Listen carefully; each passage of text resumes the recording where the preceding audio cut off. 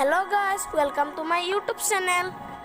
আজি মই গুৱাহাটী প্লেনেটেৰিয়ামলৈ আহিছো। এইখন MG Road উজান বজাৰ নিয়াৰ লতা হিল ফিল্ড। আমাৰ সামাৰ ভেকেশন চলি আছে বাবে মই ইয়াত ফুৰিবলৈ আহিলো।